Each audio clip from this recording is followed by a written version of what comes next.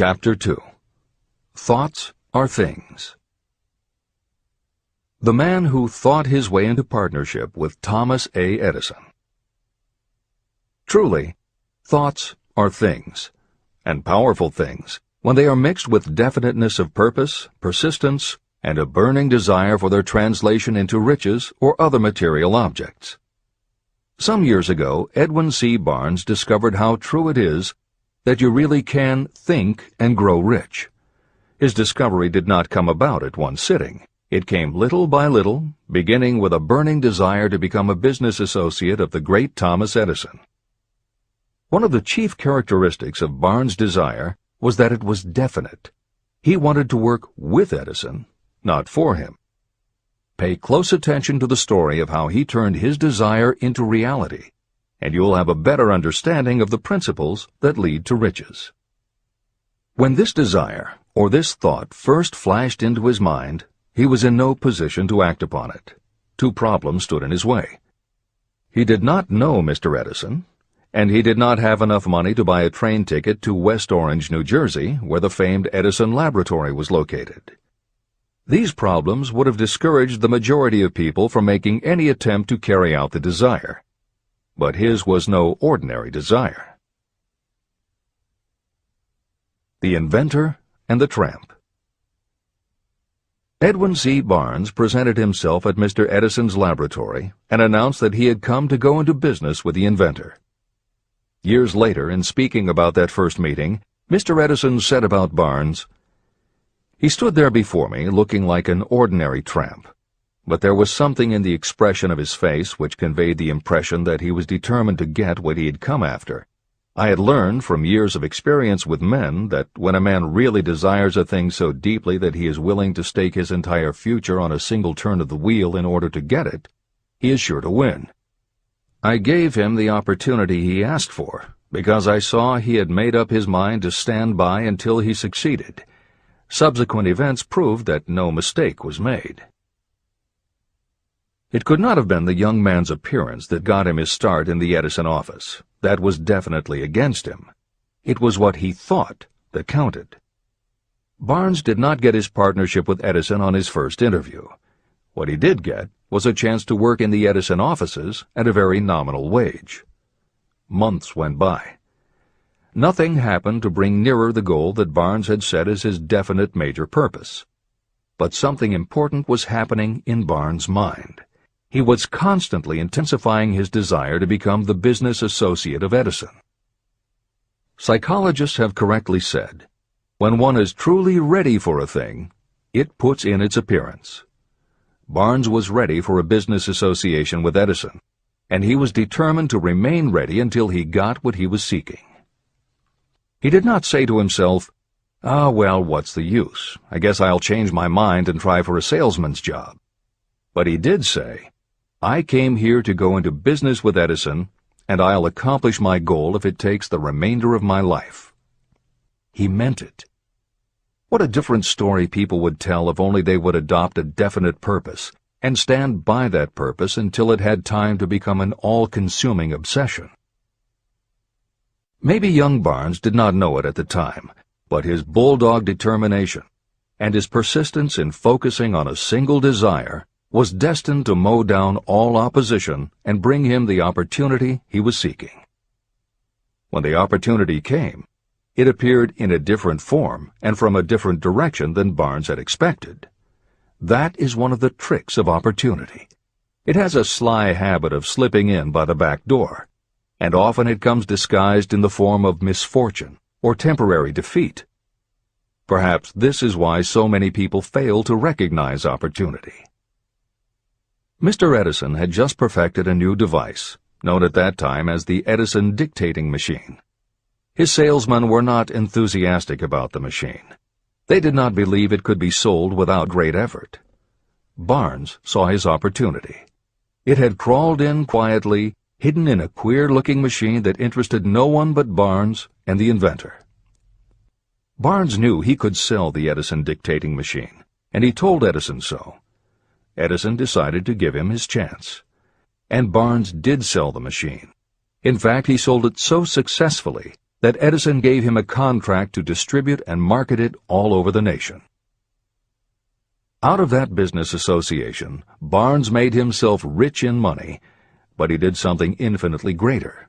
He proved that you really can think and grow rich. How much actual cash that original desire of Barnes was worth to him, I have no way of knowing. Perhaps it brought him $2 or $3 million.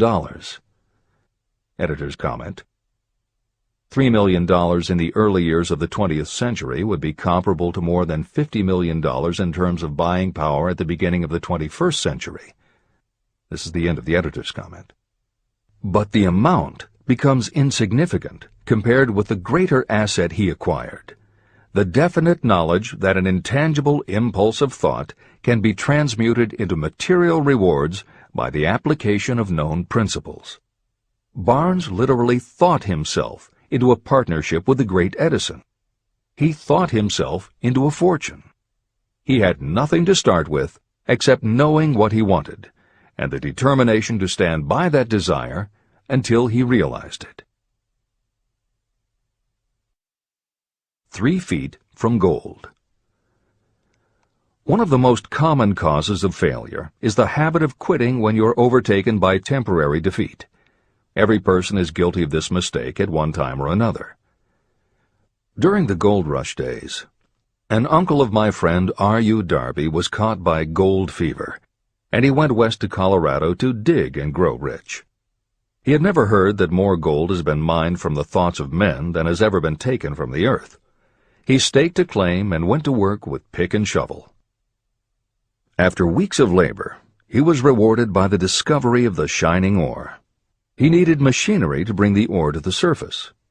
Quietly, he covered up the mine and returned to his home in Williamsburg, Maryland. He told his relatives and a few neighbors about the strike. They got together the money for the machinery and had it shipped.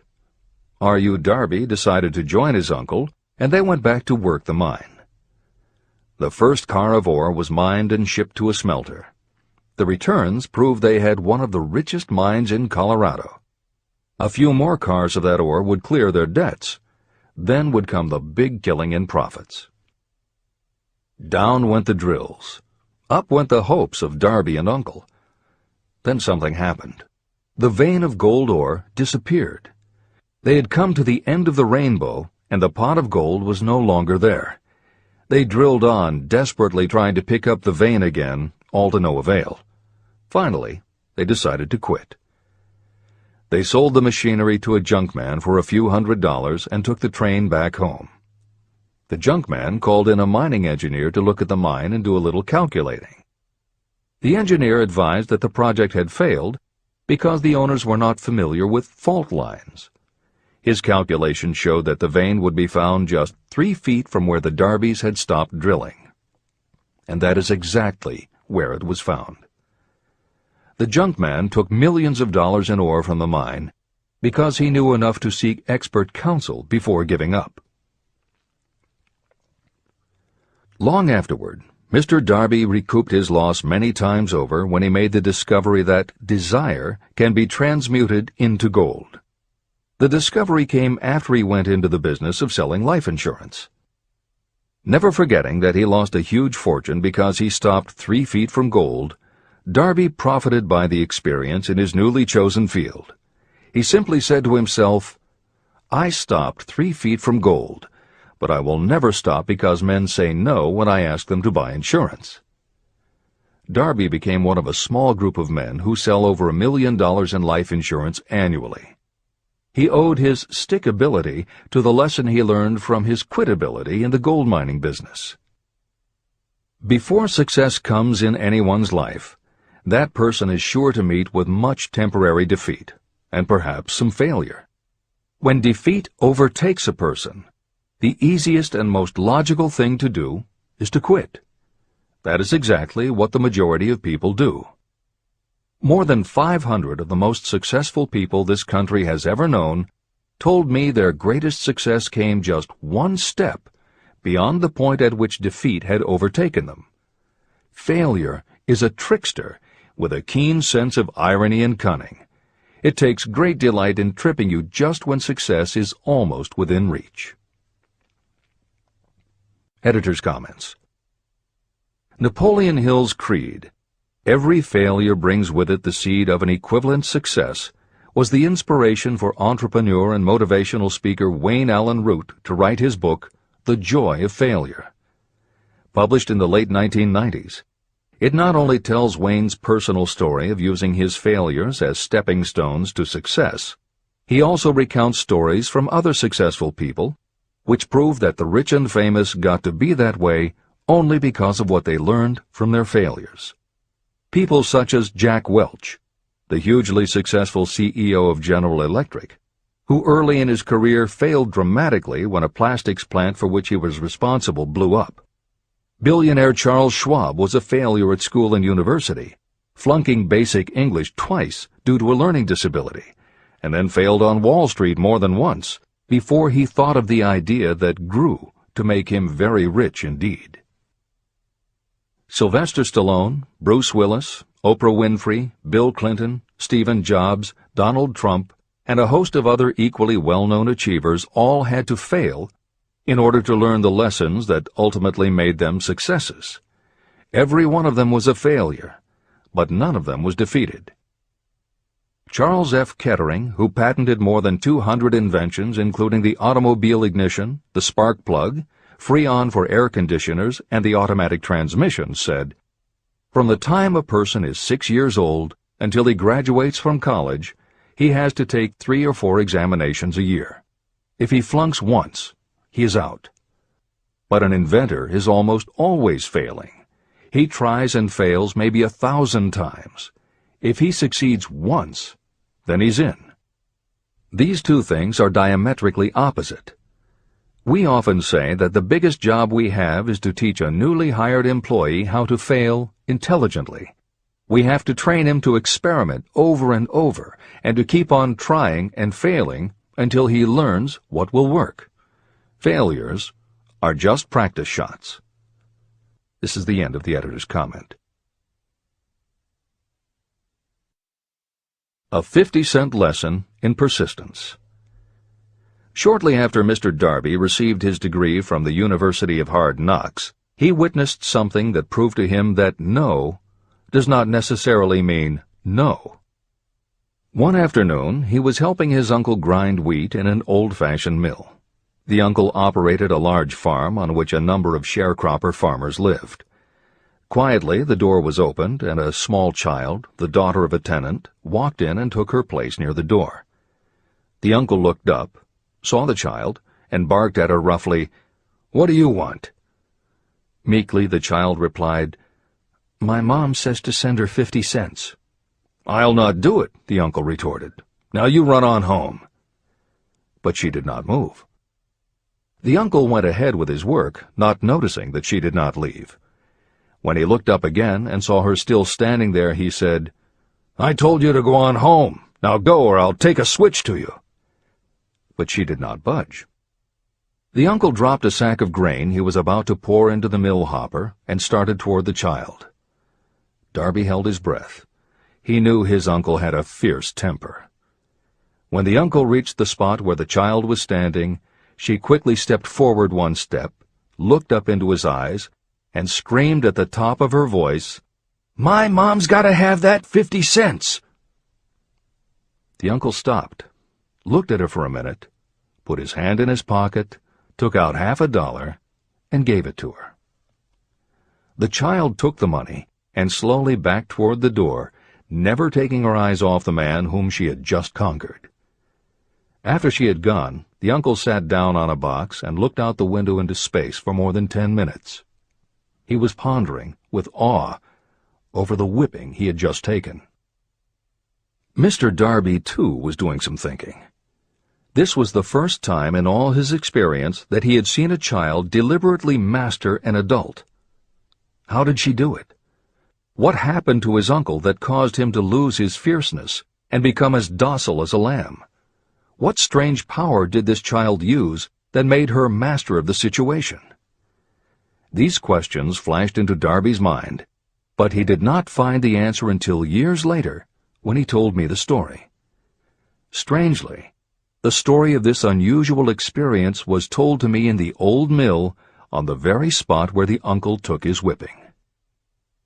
As we stood there in that musty old mill, Mr. Darby repeated the story and finished by asking, "What can you make of it?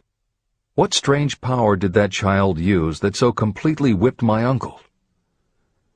The answer to his question will be found in the principles described in this book. The answer is full and complete. It contains enough details and instructions for you to understand and apply the same force that the little child accidentally stumbled upon. Keep your mind alert, and you will learn exactly what strange power came to the rescue of the child. You may catch a glimpse of the power in this chapter, or it may flash into your mind in some later chapter. If you stay alert to the possibility, somewhere you will find the idea that will quicken your receptive powers and place at your command this same irresistible power. It may come in the form of a single idea, or it may come as a complete plan or a purpose. It may even cause you to go back over your past experiences of failure or defeat, and in doing so, it may bring to the surface some lesson by which you can regain all that you lost through defeat. After I had explained to Mr. Darby the power unwittingly used by the little child, he mentally retraced his 30 years as a life insurance salesman. As he did so, it became clear to him that his success was due, in no small degree, to the lesson he had learned from the child.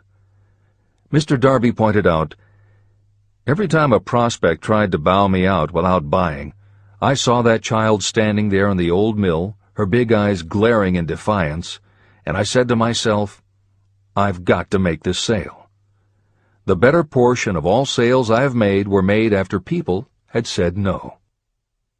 He also recalled his mistake in having stopped only 3 feet from gold. "But," he said, "that experience was a blessing in disguise. It taught me to keep on keeping on, no matter how hard the going may be. A lesson I needed to learn before I could succeed in anything." Mr. Darby's experiences were commonplace and simple enough, yet they held the answer to his destiny in life. In fact, to him the experiences were as important as life itself, and he was able to profit from these 2 important experiences because he analyzed them and found the lesson they taught. But what if you don't see the events of your life as being experiences of such profound significance? And what about the young person who doesn't yet have even minor failures to analyze? Where and how will they learn the art of converting defeats into the stepping stones to opportunity? That is exactly why this book was written, to answer those questions. To convey my answer, I have constructed 13 principles. These principles work individually or together as catalysts. The specific answer that you are looking for may already be in your own mind. Reading these principles may be the catalyst that causes your answer to suddenly come to you as an idea, a plan, or a purpose. One sound idea is all you need to achieve success. These 13 principles contain the best and most practical ways and means of creating ideas. Success consciousness. Before I go any further in the description of these principles, you should know this. When riches begin to come, they come so quickly and in such great abundance that you will wonder where they've been hiding during all those lean years. This is an astounding statement, especially when you take into consideration the popular belief that riches come only to those who work hard and long. When you begin to think and grow rich, you will observe that riches begin with a state of mind, with definiteness of purpose, with little or no hard work. What you need to know now is how to acquire the state of mind that will attract riches. I spent 25 years researching the answer to that question, because I, too, wanted to know how wealthy men become that way. What you will learn is that as soon as you master the principles of this philosophy and begin to apply those principles, your financial status will begin to improve. Everything you touch will begin to transmute itself into an asset for your benefit. Impossible? Not at all. One of the main weaknesses the average person suffers is too much familiarity with the word impossible. We know all the rules that will not work. We know all the things that cannot be done. This book was written for those who seek the rules that have made others successful and are willing to stake everything on those rules. Success comes to those who become success conscious. Failure comes to those who allow themselves to become failure conscious. The object of this book is to help you learn the art of changing your mind from failure consciousness to success consciousness. Another weakness is the habit of measuring everything and everyone by your own impressions and beliefs. Some of you reading this will have trouble believing that you can think and grow rich because your thought habits have been steeped in poverty, misery, failure, and defeat. This kind of thinking reminds me of the story about the man who came from China to study at the University of Chicago. One day, President Harper met this young man on campus and stopped to chat with him for a few minutes. He asked what had impressed him as being the most noticeable characteristic of the American people. "Why," the student exclaimed, "the unusual shape of your eyes." It's all a matter of perspective and habit. The same is true of your belief in what a person can achieve. If you have formed the habit of seeing life only from your own perspective, you may make the mistake of believing that your limitations are in fact the proper measure of limitations.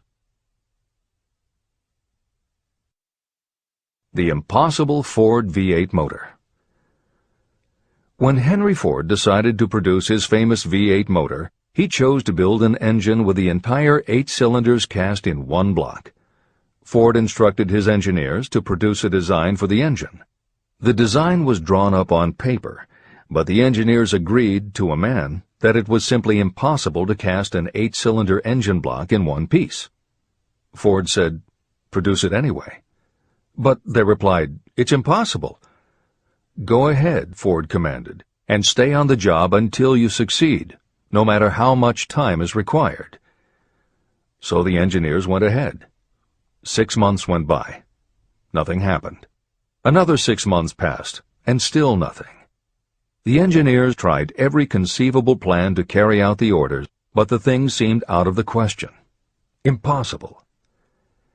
At the end of the year, Ford again checked with his engineers, and again they told him they had found no way to carry out his orders. "Go right ahead," said Ford. "I want it, and I'll have it." They went ahead. And then, as if by a stroke of magic, the secret was discovered. The Ford determination had won once more. Henry Ford was a success because he understood and applied the principles of success. One of these principles is desire, knowing clearly what you want. Remember this Ford story as you continue reading this book. Pick out the lines in which the secrets of his stupendous achievement have been described. If you do this, if you can put your finger on those particular principles that made Henry Ford rich, you may equal his achievements in almost any calling for which you are suited. Editor's comments. To those readers who may interpret Ford's actions as nothing more than obstinacy, the editors would point out that he was employing a technique that has become a common part of strategic planning in many industries, including aerospace, computers, medicine, and the military. When launching large, complicated, long-term projects, the planners often know that at certain points along the way they will need components that simply do not yet exist. The fact that at the beginning there is no way to get from A to B does not deter them. There are many parts of the project they can get started on now, and they just assume that by the time they get to the point where they will need a technology or a device, they will have solved the problem of making it, and they have been proven right time and again. Stated simply, the technique is to clearly know what you want to accomplish, have faith in your ability to do it, and persist until you have accomplished your goal. This is the end of the editor's comments. Why you are the master of your fate. When the famed English poet William Henley wrote the prophetic lines, "I am the master of my fate, I am the captain of my soul," he should have informed us that the reason we are the masters of our fate, the captains of our souls, is that we have the power to control our thoughts. He should have told us that it is because in some way our brains become magnetized with the dominating thoughts that we hold in our minds. And it is as though our magnetized minds attract to us the forces, the people, and the circumstances of life that are in sync with our dominating thoughts. He should have told us that before we can accumulate riches in great abundance, we must magnetize our minds with intense desire for riches.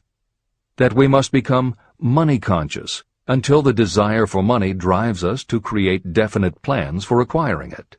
But, being a poet, Henley contented himself by stating a great truth in poetic form, leaving those who followed him to interpret the philosophical meaning of his lines. Little by little, the truth has unfolded itself, until I have come to know with certainty that the principles described in this book hold the secret of mastery over our economic fate. Principles that can change your destiny. We are now ready to examine the first of these principles, and as we do, I ask you to maintain a spirit of open-mindedness. Remember as you read that these principles are not my invention, nor are they the invention of any one person. These principles have worked for literally millions of people. You, too, can put them to work for you and your own enduring benefit. You will find it easy, not hard to do. Some years ago, I delivered the commencement address at Salem College in Salem, West Virginia. I emphasized with so much intensity the need to have a burning desire that one of the members of the graduating class became completely convinced and made it a cornerstone of his own philosophy. That young man became a congressman and an important factor in President Franklin D. Roosevelt's administration. He wrote me a letter in which he so clearly stated his opinion of the principle of desire outlined in the next chapter that I have chosen to publish his letter as an introduction to that chapter. It gives you an idea of the rewards to come. My dear Napoleon, my service as a member of Congress having given me an insight into the problems of men and women, I am writing to offer a suggestion which may become helpful to thousands of worthy people. In 1922, you delivered the commencement address at Salem College when I was a member of the graduating class. In that address, you planted in my mind an idea which has been responsible for the opportunity I now have to serve the people of my state, and will be responsible, in a very large measure, for whatever success I may have in the future. I recall, as though it were yesterday, the marvelous description you gave of the method by which Henry Ford, with but little schooling, without a dollar, with no influential friends, rose to great heights. I made up my mind then, even before you had finished your speech, that I would make a place for myself, no matter how many difficulties I had to surmount. Thousands of young people will finish their schooling this year and within the next few years. Every one of them will be seeking just such a message of practical encouragement as the one I received from you. They will want to know where to turn, what to do to get started in life. You can tell them, because you have helped to solve the problems of so many, many people. There are thousands of people in America today who would like to know how they can convert ideas into money. People who must start from scratch, without finances, and recoup their losses. If anyone can help them, you can. If you publish the book, I would like to own the first copy that comes from the press, personally autographed by you. With best wishes, believe me, cordially yours, Jennings Randolph. Since that time in 1922, I watched Jennings Randolph rise to become one of the nation's leading airline executives, a great inspirational speaker, and a United States Senator from West Virginia. 35 years after I made that speech, it was my pleasure to return to Salem College in 1957 and deliver the baccalaureate sermon. At that time, I received an honorary Doctor of Literature degree from Salem College. Editor's comments. As you begin the next chapter, the editors would like to reinforce the earlier statement that what you are reading is not just a collection of theories out of which you can cherry-pick what you like. The 13 principles of success were proven by the real-life experiences of the long list of famous successful people cited earlier by Napoleon Hill. His techniques are also practiced and endorsed by the contemporary experts and authors whom the editors mentioned, following Hill's list. More than 60 million people have purchased copies of the book that you are now holding in your hands. If this book has proven to be that successful, surely you owe it to yourself to give it every chance to work for you too. Read it. Don't question it. Do it. If you don't, if you think that you know better than Napoleon Hill, if you decide to pick and choose the parts that you will believe or follow, then if you don't succeed, you will never know if your failure lies with this book or with you. This is the end of the editor's comments. Whatever the mind of man can conceive and believe, it can achieve.